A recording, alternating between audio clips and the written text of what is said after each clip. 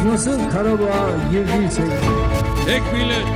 tek bayrak, tek vatan, tek devlet. Türk'ün yolu Zengezur'dan, Karabağ'dan geçti.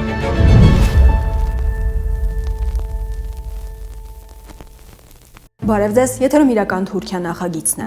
Թուրքիայի նախագահ Ռաջեփ Էրդողանը տարեվերջին խոսեց Հայաստանի ուղղությամբ հնարավոր սիմվոլիկ քայլերի մասին։ Փաշինյանը պատասխանեց, թե սիմվոլիկ ու նաև կոնկրետ քայլերի ժամանակն է եկել։ Փաշինյանի կաբինետի արտաքին գործերի նախարարն էլ հավելեց, թե ժամանակն է, որ ունենանք մեծ շոշափելի առաջընթաց։ Ձևավորվեց անգամ սահմանը բացելու ակնկալիք։ Հիմա տարեսկզբին ենք եւ միակ քայլը, որն արել է Թուրքիան, մեկն է ու չափազանց սիմվոլիկ։ Թույլ կտան, որ դիվանագիտական, ծառայողական եւ հատուկ անձնագիր կրող անձինք էլեկտրոնային վիզան ստանան անվճար։ Պարզ ձևակերպմամբ Հայաստանի քաղաքացիները եւ Հայաստանը ստանում են ոչինչ։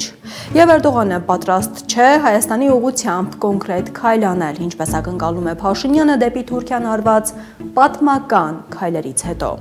Սակայն Թուրքիայում ուշադիր հետևում են հայ-ռաքելական եկեղեցու դեմ Փաշինյանի գործողություններին։ Թուրքական պետական լրատվական գործակալության անդրադարձն է։ Հայաստանի կառավարության եւ եկեղեցու միջև լարվածությունն աճում է վերնագրով։ Տեքստում կարդում ենք կողմերի միջև տարաձայնությունները հատկապես ակնառու են արտաքին քաղաքականության, Լեռնային Ղարաբաղի պատերազմից հետո տեղի ունեցած գործընթացի եւ ներքին բարեփոխումների հարցերում։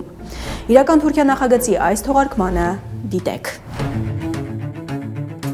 Թրամփը ճնշում է գործադրել Հայաստանի վրա Թուրքիայի արտգործնախարարի եւ Փաշինյանի ընկալումների տարբերությունը։ Azərbaycana da önəm verən, Ermənistanı da barışa zorlayan bir Amerika. Մինչև երբ Թրամփ-Էրդողան ջրերը կհոսեն նույն հունով թուրքերին բացատրում են, քանի դեռ Էրդողանը ենթարկվում է։ Türkiye bunun dediğini yapmasın. Türkiye'ye de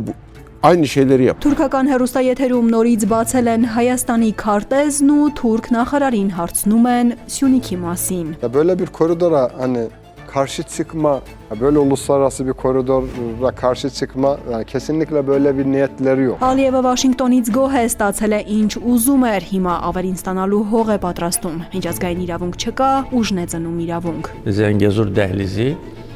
açılacaq. Եվ հարցազրույց Միխայիլ Հեզեման, գերմանացի պատմաբան, Թուրանը կխժռի Հայաստանը, Թուրքիան պետք է փոխհատուցի հայերին եւ արևելյան Թուրքիան արևմտյան Հայաստանն է։ All Eastern Turkey is indeed Western Armenia, stolen Western Armenia. Եվ այսպես Թուրքիայի արտաքին գործերի նախարարը հարցազրույց է տվել թուրքական պետական հեռուստաալիքին եւ իհարկե խոսել է նաեւ Հայաստանի մասին։ Հական Ֆիդանը անդրադարձել է Վաշինգտոնում ստորագրված փաստաթղթերին, Միացյալ Նահանգների նախագահի ներգրավվածությանը Փաշինյան-Ալիև գործընթացին եւ ամեն ինչ ձևակերպել է ուղիղ ու բաց։ Պարզվում է, որ ըստ թուրքական կողմի Վաշինգտոնում Փաշինյանի վրա ճնշում է գործադրվել խաղաղություն հաստատելու համար, ինչպես հայտնի է, խաղաղության թուրք-ադրբեջանական գլխավոր նախապայմանը Զանգեզուրի միջանցքն էր, որը կոչեցին Թրամփի ուղի։ Azərbaycana da önəm verən, Ermənistanı da barışa zorlayan bir Amerika. Կովկասում ԱՄՆ-ն աջակցում է խաղաղությանը, կարևորում է Ադրբեջանին, ճնշում է գործադրում Հայաստանի վրա խաղաղություն հաստատելու համար։ Azərbaycan, Ermənistan, Suriye ve diğer yerlerde. Եվ Թրամփի վարչակազմի այս նպատակները համահունչ են մեր տարածաշրջանային նպատակներին։ Սա վերաբերվում է Ռուսաստանից մինչև Ադրբեջան-Հայաստան ուղղություններին, Սիրիայից մինչև այլ տարածքներ։ Ստացվում է, որ Փաշինյանի եւ Թուրքիայի ընկալումները Վաշինգտոնի պայմանավորվածությունների եւ Թրամփի ներգրավվածության վերաբերյալ խիստ տարբեր են։ Եթե Փաշինյանը նախաստորագրված խաղաղության համաձայնագիրը եւ Թուրքիային ու Ադրբեջանին Հայաստանի տարածքով անխոչնդոտ անցումը Թրամփի ուղին համարում է դիվանագիտական ու պատմական ձեռքբերում, պնդում թե այդ կերպ խաղաղություն է հաստատվել։ Հայաստանի Հանրապետության եւ Ադրբեջանի Հանրապետության միջև խաղաղություն է հաստատվել, սիրելի ժողովուրդ։ Այս ջանքերը կներառեն Ադրբեջանի Հանրապետության հիմնական մասի եւ Նախճեվանի ինքնավար հանրապետության միջև Հայաստանի Հանրապետության տարածքով անխոչնդոտ հաղորդակցությունը Ապա Թուրքիայում ոչ թե դեղին մամուլը, ոչ թե Ռուսաստանի հետ ինչ-որ առնչություն ունեցող հարթակները, այլ ինքը արտաքին գործերի նախարարն է հայտարարում, որ Վաշինգտոնում ճնշում է գործադրվել Հայաստանի վրա, որ Վաշինգտոնում կարևորում են Ադրբեջանի գործոնը, որ Միացյալ Նահանգների եւ Թուրքիայի նպատակները համահունչ են։ Հետևաբար Երևանում գուցե արժե մտքներով անցկացնել, որ այն ինչ կատարվել է Վաշինգտոնում, որ եթե ճնշման ներքո է ստորագրվել անխոչնդոտ անցումը, նշանակում է անգամ Փաշինյանն է հասկանում, որ այն չի բխում Հայաստանի շահերից եւ անվտանգությունից, թեև հիմա հակառակն է պնդում, որ Սյունիքի վերաբերյալ Փաշինյանի որոշումներն իրականում ձախողում են եւ վտանգավոր, որ Սյունիքը պետք է պաշտպանել բոլոր հնարավոր ու անհնար միջոցներով։ Ավելին, գուցե Արցախն էր պետք պաշտպանել, որ այսօր Սյունիքին չհասնեինք։ Մյուս կողմից Վաշինգտոն-Անկարա սիներգիայի վերաբերյալ Ֆիդանի լավատեսությանը զուգահեռ թուրքական հեռուստաեթերում հնչում է նաև զգուշավորության ձայն, Թրամփից զգուշանալու ձայն։ Ya bizim Zengezur koridorunda Trump koridoru yapmadı mı adam? Ermenistan'dan 99 yıllığına toprağı almadı mı? Yani o yerleşti. Մեր Զանգեզուրի միջանցքը նա Թրամփի միջանցք չդարձրեց, Հայաստանից 99 տարով հող չվերցրեց, տեղավորվեց այստեղ, նույնիսկ հարավային Կովկասում հաստատվեց։ Bir kere Gazze'yi ben yöneteceğim diyor. Gazze'yi valisi ben olacağım diyor.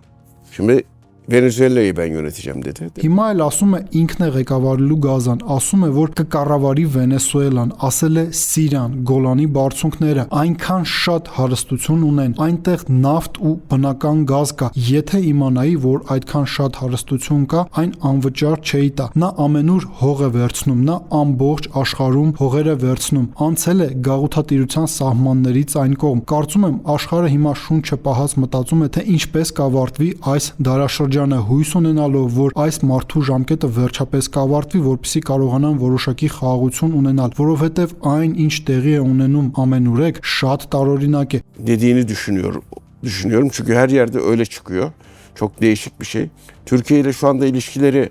iyi ama ilişkileri ne kadar iyi olur biliyor musunuz Türkiye ile? Güya iyi. Türkiye dediğini yaptığı sürece. Türkiye bunun dediğini yapmasın. Türkiye'ye de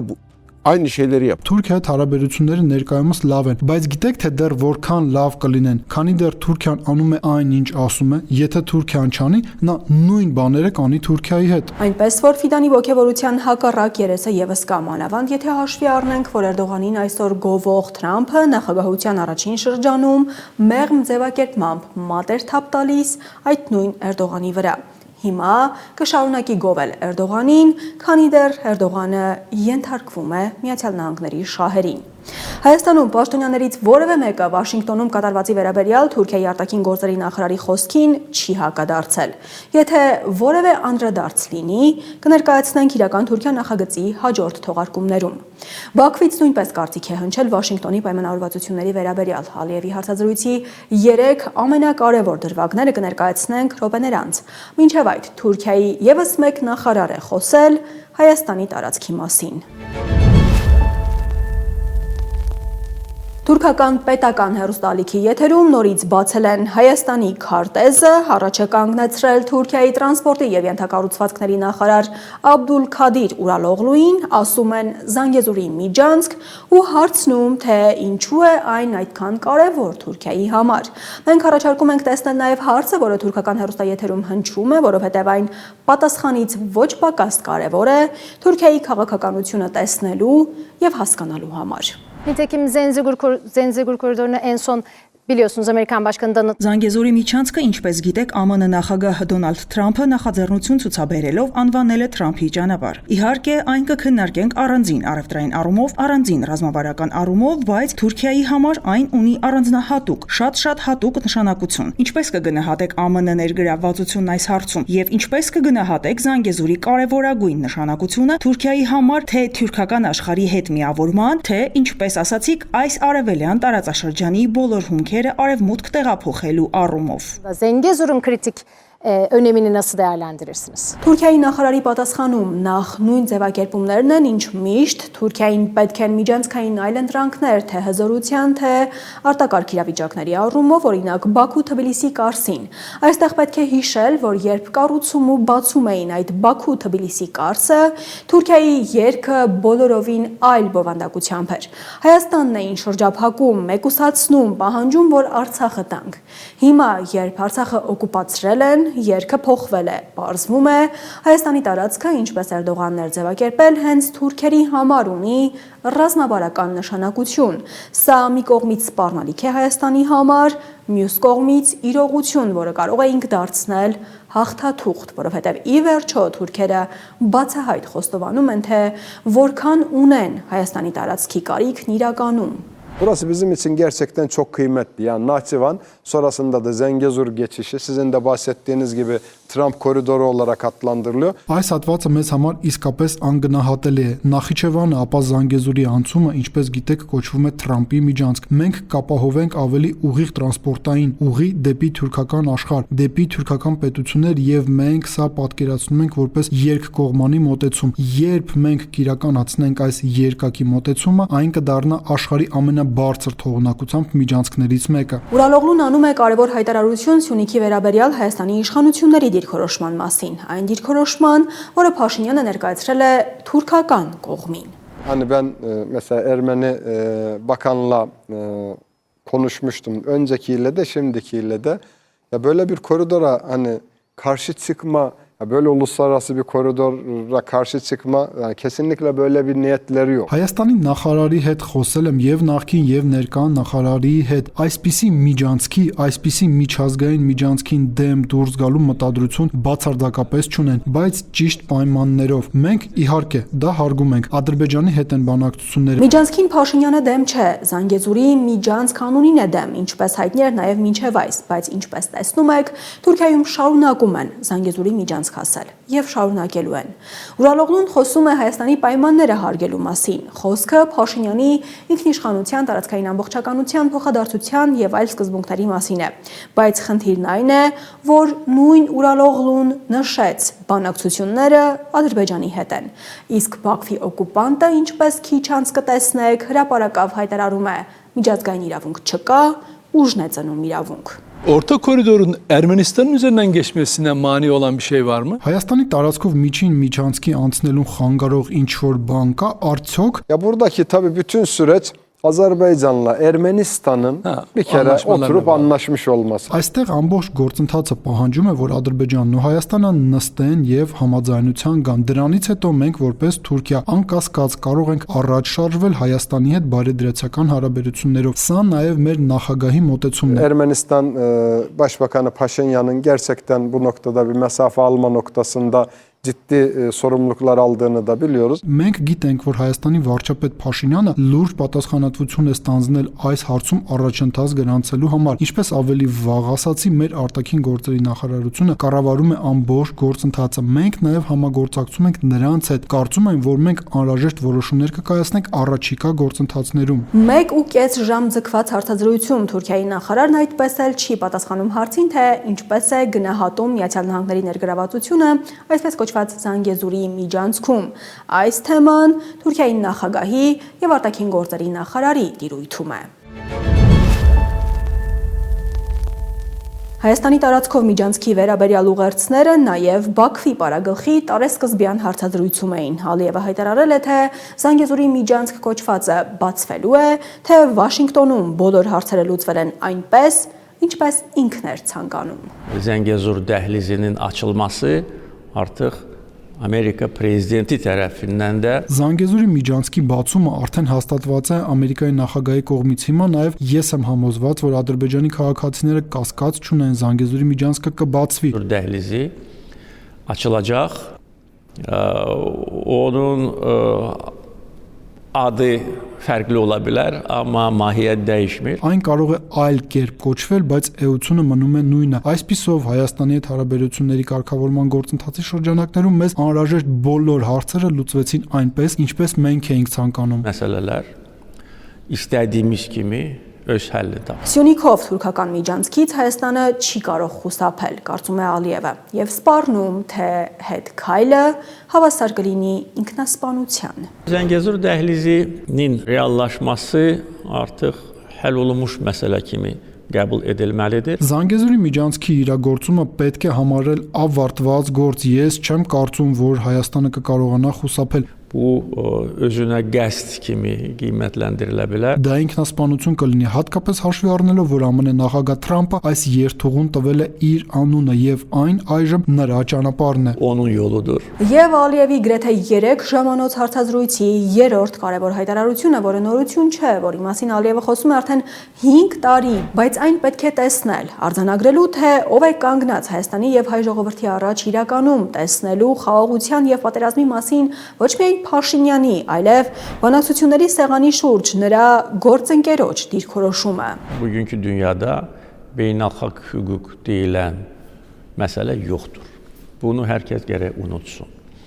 Güc var. Ժամանակակից աշխարհում այլևս չկա միջազգային իրավունք, այն գոյություն չունի, թող բոլորը մոռանան դրա մասին։ Կա ուժ, կա համագործակցություն, կա դաշինք, կա փոխադարձ աջակցություն։ Ալիևը ոչ միայն գոհ է Վաշինգտոնի պայմանավորվածություններից ու ոչ միայն հայտարարում է, որ ստացել է ինչ ուզում էր, այլ փաստացի հող է պատրաստում Հայաստանից եւ հայերից ավելին ստանալու համար։ Խոսելով խաղաղության մասին, կերակրելով խաղաղության մասին նախադասություններով, բայց հայտարարելով, թե ամեն ինչ ուժն է որոշում։ Եվ այս պայմաններում Հայաստանի իշխանությունը, Նիկոլ Փաշինյանը դեռ պնդում են, թե խաղաղություն է հաստատվել, թե Սյունիքում անխոչնդոտ անցումը տրվում է հարգելով Հայաստանի սկզբունքները։ Այդ սկզբունքների վերաբերյալ Ալիևի իրական կարծիքը լսեցիք քիչ առաջ։ Իրական Թուրքիա նախագծի երկրորդ մասում հարցազրույց է։ Այսօր Միխայիլ Հեզեման, գերմանացի պատմաբան, որը Վատիկանի արխիվներում հայոց ցեղասպանության փաստն ապացուցող 3000 փաստաթուղթ է գտել։ Եկեղեցու դեմ Հայաստանի իշխանության գործողությունները դատապարտում է, անգամ եթե եկեղեցու ներսում կան այն խնդիրները, որոնց մասին խոսվում է, որովհետև եկեղեցու դեմ պայքարը ուղիղ նշանակում է մասնատել երկիրը, իսկ սա այն է, ինչ ցանկանում են Հայաստանի թշնամիները։ Գերմանացի պատմաբանն այս հարցազրույցում բացատրում է, որ Թուրքիայի Թուրանը կխժռի Հայաստանը, որ Թուրանին աջակցելու փոխարեն Թուրքիայից պետք է պահանջել փոխհատուցում հայոց ցեղասպանության, սպանված հայերից խլված հարստության համար։ Բառացի ասում է, որ արևելյան Թուրքիան իրականում Արևմտյան Հայաստանն է։ Ինչու Թուրքիան չի ընդունում հայոց ցեղասպանության փաստը հարցին տալիս է այնպիսի պատասխան, որը վերջին 10 տարում այս թեմայով իմ վարած մի քանի տասնյակ հարցազրույցներում ցեղասպանագետների եւ պատմաբանների հետ չի հնչել։ Շնորհակալություն մեզ միանալու եւ հարցազրույցի հրավերն ընդունելու համար ու ամեն ինչից առաջ ձեր մասին եւս մեկ փաստ, որը տեղին է մեջբերել։ Գերմանիայում Թուրքիայի դեսպանը ձեզ տեղեկացրել է, որ ձեր մուտքը Թուրքիա արգելված է եւ պատճառը հայոց ցեղասպանության մասին ձեր հեղինակած գիրքն է։ The Turkish ambassador in Germany, Berlin, that you are banned in Turkey because of the book on the Armenian genocide. Please tell us more details, how you find about this, how he... Մանրամասները թողնում եմ ձեզ, ինչ եք գրել այդ գրքում, որ այդքան վրդովվեցրել է Թուրքիայի կառավարությանը, ինչ է ձեզ համար նշանակում այդ արգելքը։ Երբ են ձեզ տեղեկացրել դրա մասին, դա նորմալ է, ինչ եք մտածում այս իրավիճակի մասին ընդհանրապես։ Normal, what do you think about this situation? Well, for sure it's not normal. But what is normal about Turkey? The book came out in 2015. Անկասկած նորմալ չէ, բայց ինչն է նորմալ Թուրքիայում։ Գիրքը հրատարակվել է 2015 թվականին, եւ ես Բերլինում գիտաժողովի էի մասնակցում, երբ մի տղամարդ մոտեցավ, ներկայացավ որպես Թուրքիայի դեսպան եւ ասաց. Recommend you to travel to Turkey anymore because I would get arrested at the airport.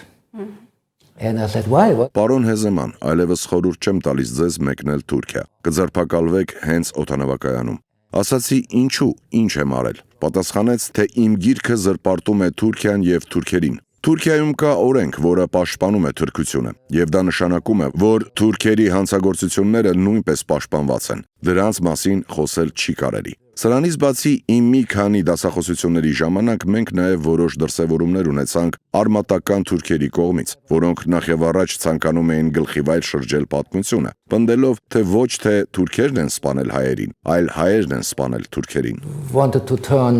the situation around, not the Turks killed the Armenians, but the Armenians killed the Turks. Այո, Թուրքիայի պետական պրոպագանդան է։ Propaganda A of very Turkey. absurd idea.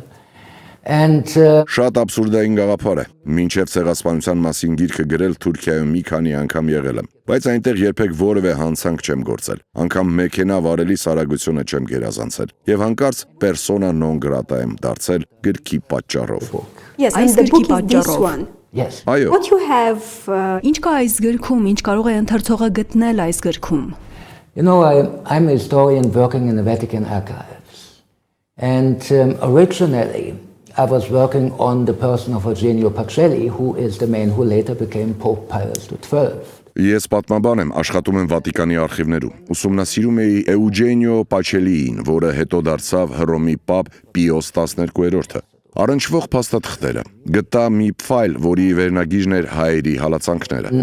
Under file was the headline Persecution of the Armenians. And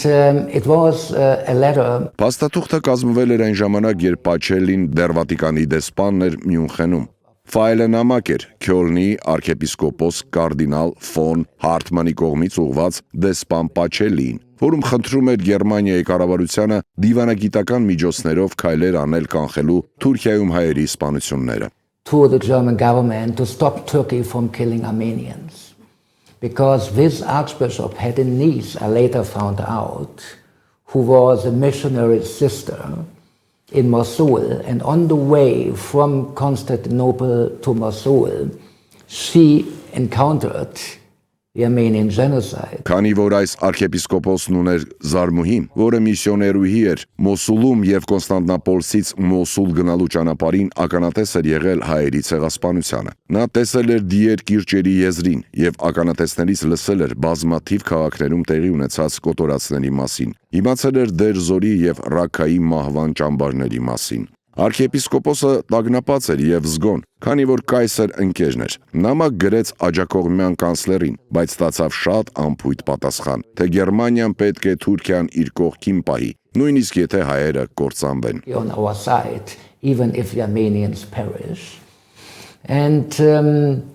so he wrote to the Pope and he said the Vatican should intervene. Եվ նա նամակ գրեց Հռոմի Պապին, հուսալով, որ կմիջամտի Վատիկանը։ Նա չգիտեր, որ Վատիկանն արդեն միջամտել էր։ Դա 1918 թվականն էր, եւ Վատիկանն արդեն միջամտել էր 1915 թվականին Հռոմի Պապի ձեռագիր նամակով, ուղղված Օսմանյան սուլթանին։ Բայց հետո կրկին նրա նախաձեռնությամբ 1918 թվականին Հռոմի Պապը եւս մեկ նամակ գրեց սուլթանին։ File triggered my interest. And just by coincidence, I met Professor Azat Otokanyan. Եվ այս ֆայլը, այսպես ասեմ, գրգռեց իմ հետաքրքրությունը եւ պարզ պատահականությամբ նաեւ հանդիպեցի հայ-գերմանական ակադեմիական ասոցիացիայի պրոֆեսոր Ազատ Օրդուխանյանին։ Նրան հարցրեցի ֆայլի մասին, որը գտել էի, արդյոք գիտեն, որ նման ֆայլ կա։ Ասաց ոչ։ Հարցրեցի կարիք կա, որ շարունակեն որոնումներն ու գուցե ավելին գտնեմ։ Պատասխանը հաստատական էր։ Ավելի ուշ կապ հաստատեցի նաև Երևանի պետական համալսարանի Հայաստանի գիտությունների ազգային ակադեմիայի հետ եւ պարզվեց, որ այնտեղ եւս այս ֆայլի մասին տեղեկություններ չունեն։ Ու դրանից հետո ասացի՝ լավ, սա իմ առաքելությունն է, որքան հնարավոր է շատ փաստաթղթեր գտնել։ Գտա 3000 էջ շատ կարևոր փաստաթղթեր, որոնք այս գրքի հիմքն են։ Thank you very much for your Շնորհակալ ենք ձեր աշխատանքի համար, գրքի, հայերի, հայկական պետության համար կատարվող աշխատանքի եւ հետազոտությունների համար։ Եվ երբ խոսում ենք հայոց ցեղասպանության մասին, մանավանդ հիմա, գլխավոր հարցն է Հայաստան-Թուրքիա կարգավորման գործընթացը։ Մենք այս մասին ձեզ հետ խոսել ենք նաեւ իրական Թուրքիա նախագծի նախորդ թողարկումներում, բայց հիմա ունենք բազմաթիվ նոր զարգացումներ եւ կհարցնեմ, հավատում եք, որ Թուրքիան ցանկանում է կարգավորել հարաբերությունները Հայաստանի հետ։ To normalize relations with Armenia? No. Ոչ. No. Why? Ինչու? Look, if Turkey wants to normalize relations to Armenia, Տեսեք, եթե Թուրքիան ցանկանում է կարգավորել հարաբերությունները Հայաստանի հետ, նախ պետք է հասկանա անցյալը։ Don't grow grass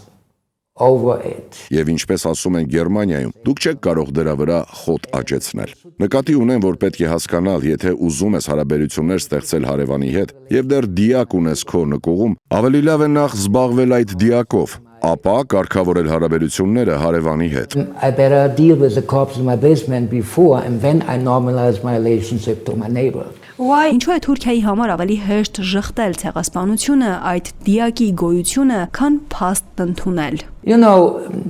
Turks' method to deny the genocide is number one, publishing disinformation. Թուրքիայի ցեղասպանությունը ժխտելու մեթոդներից մեկն ապատերեկատվություն հրապարակելն է, երկրորդը լուրջ հետազոտությունները վարկաբեկելը, եւ երրորդը շանտաժն է։ Շատ պարզ շանտաժ, մեկ նպատակով։ But historians are afraid to touch the subject, but governments are afraid to touch the subject. Որ պատմաբանները վախենան դիպչել այս թեմային, որ կառավարությունները վախենան դիպչել թեմային եւ ցավոք երրորդ մեթոդն ամենահաջողվածն է։ We have undeniable facts, what you find in the archives not only of the Vatican. Բայց մենք ունենք անհերքելի փաստեր, որոնք դուք կգտնեք ոչ միայն Վատիկանի, այլև Գերմանիայի, Բրիտանիայի արտաքին գործերի նախարարության արխիվներում, այն երկրների արխիվներում, որոնք առաջին համաշխարհային պատերազմում Թուրքիայի դաշնակիցներն ու թշնամիներն էին։ Տեղի է ունեցել պլանավորված եւ կազմակերպված ցեղասպանություն։ Speak a very clear language. Of course, there was a planned genocide, the attempt. Օսմանյան կայսրությունում քրիստոնյա համայնքը ոչնչացնելու փորձ։ Քանի որ թուրքերը ցանկանում էին մեկ ազգի պետություն, հավատում էին, որ այդ կերպ կարողանան ուժեղ պետություն ստեղծել, որի հիմքում կլինեն թուրքական ինքնությունը եւ սունի իսլամը։ Նրանք, ովքեր թուրք կամ սունի ու մուսուլման չէին, պետք է ոչնչացվեին, սկսած հայերից, բայց միայն հայերի ցեղասպանությամբ, ինչպես հայտնի է, գործը չավարտվեց։ Սպանված հայերի թիվն ամենամեծն էր՝ 1.5 միլիոն։ Ընդհանուր առմամբ 2.5 միլիոն քրիստոնյա սպանվեց Օսմանյան կայսրությունում։ Became a victim of the genocide. 1.5 million Armenians, but altogether 2.5 million Christians. And with this kind of Turkey, with this kind of neighbor. Եվ այսպիսի Թուրքիայի, այսպիսի հարևանի հետ, որը դեռ ժխտում է անցյալը, օգտագործելով ձեր նշած մեթոդները, Եվրամիությունը, Արևմուտքը ողջևորում են Հայաստանին կարգավորել հարաբերությունները, գնալ կարգավորման, քանի որ Հայաստանը ցանկանում է ամրապնդել հարաբերությունները Եվրամիության հետ։ Ինչ կարող է ստանալ Հայաստանը Եվրամիությունից, կարող են իրական աջակցություն ստանալ այսպիսի հարևան ունենալով։ Because EU, most states of EU are also members of NATO.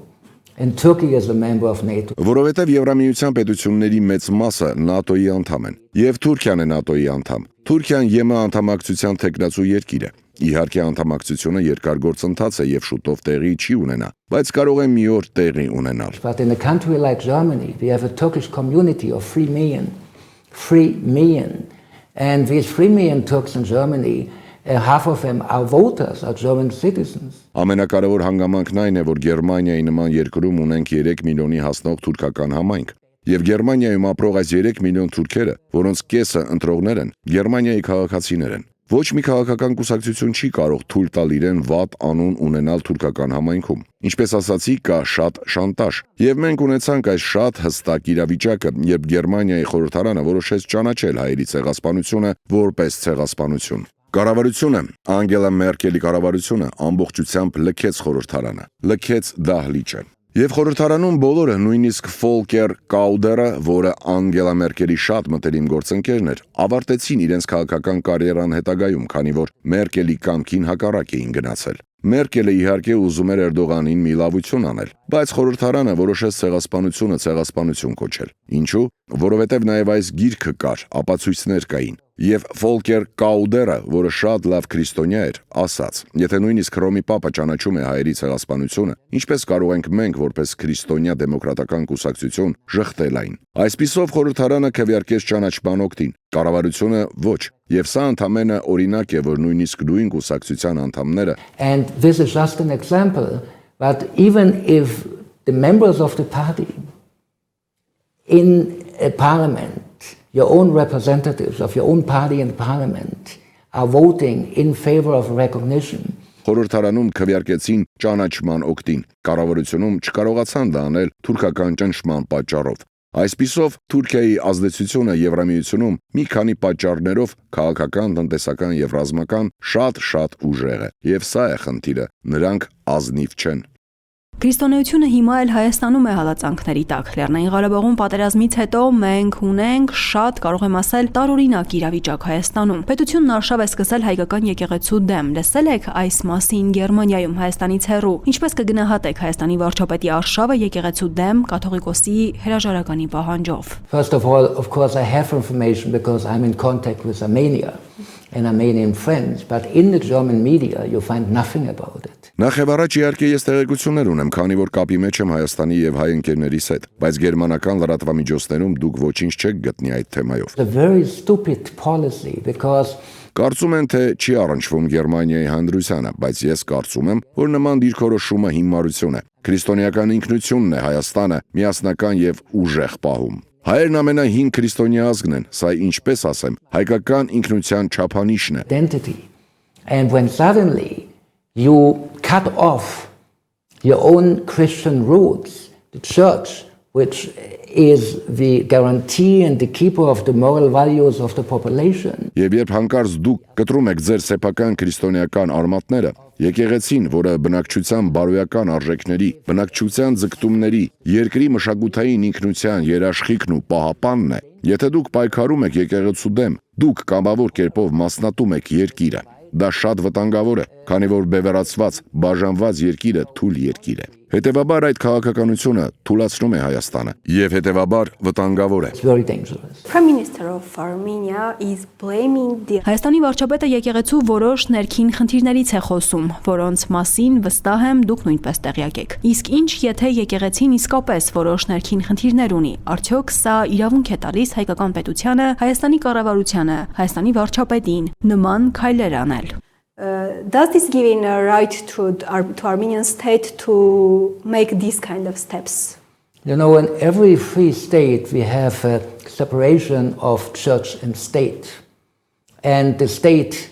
should not interfere into eternal affairs of the church. It is not up. Յուրաքանչյուր ազատ երկրում լինում է եկեղեցու եւ պետության տարանջատում, եւ պետությունը չպետք է միջամտի եկեղեցու գործերին։ Վարչապետի, նախագահի կամ այլ անձի գործը չէ դատողություններ անել կաթողիկոսի լեգիտիմության մասին։ Այդ հարցը պարզապես շատ ավելի վեր է նրա իրավասությունից։ It would have a global outcry if, for example, Mrs. Meloni. Համաշխարհային աղմուկ կբարձրանա, եթե օրինակ վարչապետ Տիկին Մալոնին, որը հրաշալի անձնավորություն է, ես նրան կբերեմ որպես օրինակ, սպառնար ձերբակալել Հռոմի պապին։ Սա լիովին իրացիոնալ սցենար է։ Նկատի ունեմ, որ կաթողիկոսի լիազորությունը գալիս է երկնքից, գալիս է Սուրբ Հոգուց, գալիս է եպիսկոպոսների համայնքից, գալիս է այն մարդկանցից, ովքեր աղոթում են եւ աղոթքով ընտրում, թե ով է եկեղեցու համար ճիշտ հովիվը։ Եվ սա ժողովրդավարություն չէ։ Եկեղեցին ժողովրդավարության մասին չէ, երբեք։ But for the church.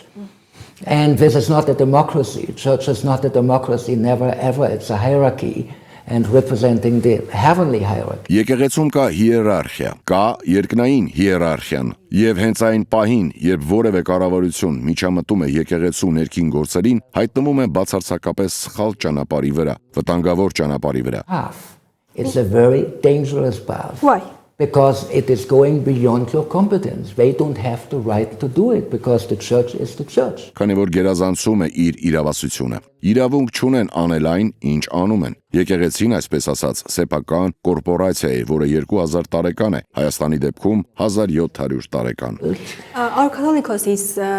speaking about Nagorno-Karabakh, but Artsakh. Մեր կաթողիկոսը խոսում է Լեռնային Ղարաբաղի, Արցախի մասին, իսկ ադրբեջանական կողմը մեղադրում է կաթողիկոսին Արցախի մասին խոսելու համար, եւ դրանից հետո սկսվեց այս արշավի ակտիվ փուլը։ Տեսնում եք այստեղ կապ։ First of all, of course he has to speak about Artsakh.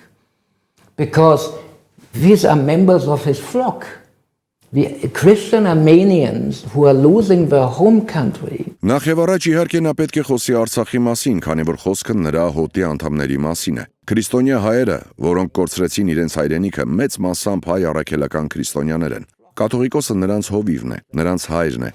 So it would be horrible if he wouldn't speak out in favor of them and wouldn't. Սարսափելի կլիներ, եթե չխոսեր նրանց կորսված իրավունքների մասին, չմատնանշեր նրանց վիճակը, չմատնանշեր այն մեծ անարդարությունը, որը տեղի է ունեցել Արցախում այս մշակութային ցեղասպանության ժամանակ։ Այսպիսով մենք կարող ենք շատ շնորհակալ լինել նրան։ Նա բավականաչափ քաջ է, մատով ցույց տալու համար այն տեղը, որն ամենից շատն է ցավում։ Second, of course, the church can have an opinion about a political or historical situation. I mean, every Sunday, when he gives the Angelus prayer, the Pope is commenting on political. Եվ երկրորդ, իհարկե եկեղեցին կարող է կարծիք ունենալ քաղաքական կամ պատմական իրավիճակի վերաբերյալ։ Այսինքն, ամեն Կիրակի Հռոմի Պապը մեկնաբանում է քաղաքական իրավիճակները ամբողջ աշխարհում։ Եվ եթե որոշ եպիսկոպոսներ ձերբակալվում են, օրինակ մենք ունեցանք դեպք, երբ 3 սիրիացի եպիսկոպոսներ առևանգվեցին ահաբեկչական խմբավորման կողմից, Պապը կոչ է անում նրանց ազատ արձակել։ Եվ այսպես,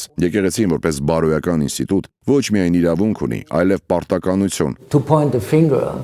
on situations which are not okay, which are մատնացույց անելու այն իրավիճակները, որոնք ընդունելի չեն, որոնք վտանգավոր են, որոնք հնարավոր է նույնիսկ հանցավոր են։ Լռեցնել անհարմար կաթողիկոսին նշանակում է լռեցնել հայ ժողովրդի խիղճը, քանի որ սա է նրա սրբությունը։ Because this is what he is. Փաշինյան is claiming that we have now peace. Փաշինյանը պնդում է, որ այժմ խաղաղություն է հաստատել Ադրբեջանի հետ, այսպես կոչված խաղաղության համաձայնագրի նախաստորագրումով։ Հավատում եք, որ խաղաղություն է հաստատվել Հայաստանի եւ Ադրբեջանի միջև։ Already have peace. Armenia and Azerbaijan have already de facto peace. No, of course not, because Azerbaijan is demanding. You know, and we have no idea when it ends, when we stop demanding. I mean, probably we only stop demanding when they border Turkey. Ոչ իհարկե, ոչ, որովհետև Ադրբեջանը պահանջում է։ Եվ մենք պատկերացում չունենք, թե երբ նրանք կդադարեն պահանջել։ Հավանաբար կան կառնեն այն ժամանակ, երբ Ադրբեջանը սահմանակից դառնա Թուրքիային, մեջտեղից հանելով Հայաստանը։ Միշտ պետք է հիշենք, որ եւ Ադրբեջանում եւ Թուրքիայում, եւ ես նկատի ունեմ, որ նրանք եղբայրական ազգեր են, թուրքեր են, հետևում են մի գաղափարախոսության, որը մենք տեսնում ենք հատկապես Թուրքիայում։ Հալածում են կրոնական փոքրամասնություններին, քրիստոնյաներին։ So to assume that both Turks and Azeris would ever be tolerant enough to respect a Christian Armenian nation in between the countries is illusionary. Ենթադրել, թե թուրքերը եւ ադրբեջանցիները երբևէ բավականաչափ հանդուրժող կլինեն հարգելու քրիստոնյա հայ ազգին եւ Հայաստանը, Թուրքիայի եւ Ադրբեջանի միջև պատրանք է։ Նրանք դեռ հավատում եւ հետևում են մեծ Թուրանի գաղափարախոսությանը, ինչը նշանակում է ունենալ մեծ թուրքական կայսրություն, Բոսֆորից մինչև Թուրքմենստան, եւ սա թուրքական ֆաշիզմն է։ Fascism, you have to say. Our prime minister is Մեր վարչապետը պնդում է, թե Թուրանը վտանգավոր չէ Հայաստանի համար։ Մենք կարող ենք այդ նախագիծն օգտագործել որպես հնարավորություն Հայաստանի համար։ Այդպես է։ Well, I mean, to open the gates for somebody who hates you, who does not even Դարպասները բացել մեկի համար, որն ատում է քեզ, որը նույնիսկ ներողություն չի խնդրում ցեղասպանության համար, չի խոսում փոխհատուցում վճարելու մասին։ Վտանգավոր չէ։ Of course, Turkey has to pay billions in compensation to the Armenians, given what we stole from the Armenians. I mean, all Eastern Turkey is indeed Western Armenia stole. Թուրքիան պետք է միլիարդավոր դոլարների փոխհատուցում վճարի հայերին, հաշվի առնելով, թե ինչ է գողացել հայերից։ Ամբողջ արևելյան Թուրքիան իրականում արևմտյան Հայաստանն է, գողացված արևմտյան Հայաստանը, եւ քանի տուն, ընկերություն, գույք եւ ամեն ինչ է գողացվել հայերից, որոնք կամ սպանվել են, կամ վտարվել երկրից։ Ոչ բոլորն են նույնիսկ Հայաստանում բավականաչափ համարձակ, որպեսզի բարձրացնեն այս թեման, որը դուք հենց նոր նշեցիք։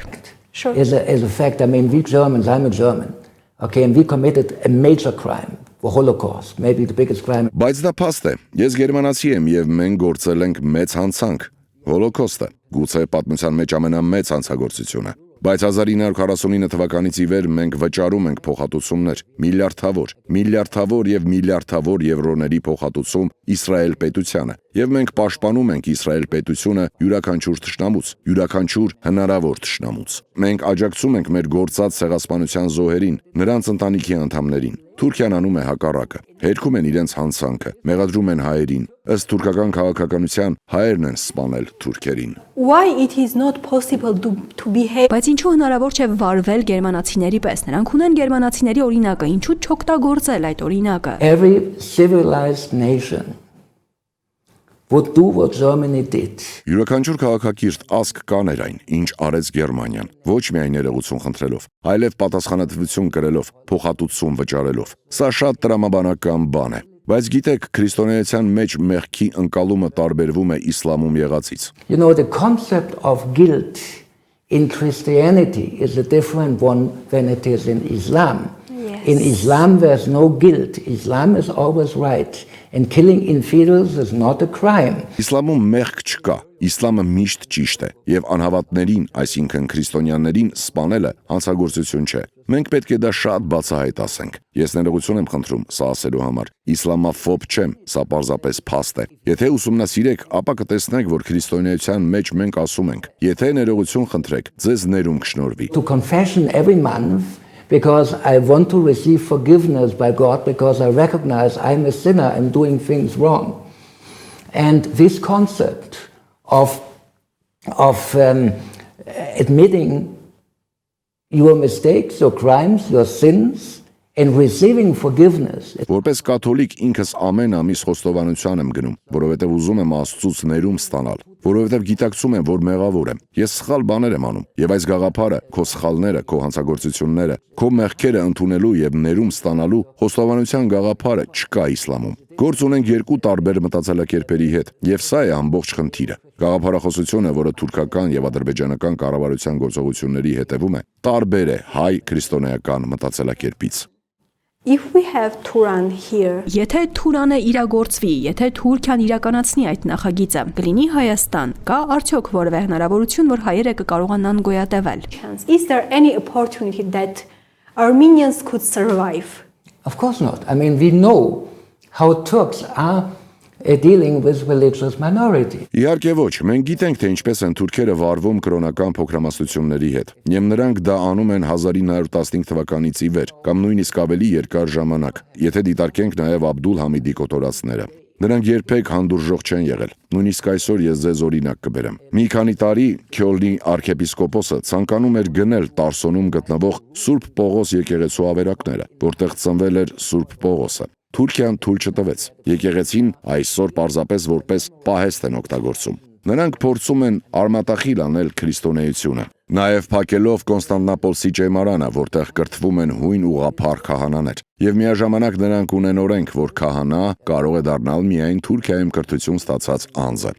And on the same way they have a law that you can only become a priest when you are educated in. Բայց ինչպես կարող ես կրթություն ստանալ Թուրքիայում, եթե նրանք փակում են ճեմարանը։ Այսպիսով թուրքերը դեռ ցանկանում են ոչնչացնել կրոնական բոլոր փոքրամասնություններին։ Armenians would not survive in Greater Turan. What ինչ անել գոյատևելու համար։ The only thing is to really be strong, be united. Don't allow anybody to divide your nation. Be strong. Միակ տարբերակն իսկապես ուժեղ լինելն է։ Ուժեղ եղեք, միասնական եղեք։ Թույլ մի տվեք որևէ մեկին բաժանել ձեր ազգը։ Ուժեղ եղեք, միասնական եղեք նաև միջազգային հարաբերությունների միջոցով, եւ դուք պետք է շատ զգույշ լինեք ճիշտ ընկերների ընտրության հարցում։ Դարձեք համաշխարհային հանրության կարևոր անդամ։ Be strong and find friends and become an important member of the world community and never stop talking about what happened and what is the reason why you need security, you need support. Եվ երբեք մի դադարեք խոսել այն մասին, թե ինչ է պատահել եւ ինչի համար է ձեզ անհրաժեշտ անվտանգություն, աջակցություն, ընկերներ, որովհետեւ դուք վտանգի մեջ եք։ 1915-1922 թվականների իրադարձությունները դեռ չեն ավարտվել։ Այլևս երբեք ֆրազը գրված չէ թուրքական դրոշի վրա, եւ եղածը կարող է կրկնվել։ Դա կարող է լինել վաղը, եւ դուք պետք է պատրաստ լինեք։ Թույլ մի տվեք որևէ մեկին կասկածի տակ դնել ձեր մշակութային ինքնությունը եւ մասերի բաժանել ձեր ազգը որևէ պատճառով։ And to divide your nation for whatever reason. Thank you. Շնորհակալ եմ հարցազրույցի համար։ Here. Thank you. Շնորհակալություն եւ Աստված օրհնի ձեզ եւ Աստված օրհնի Հայաստանը։ Դուք դիտում եք իրական Թուրքիա նախագիծը, շնորհակալություն ուշադրության համար։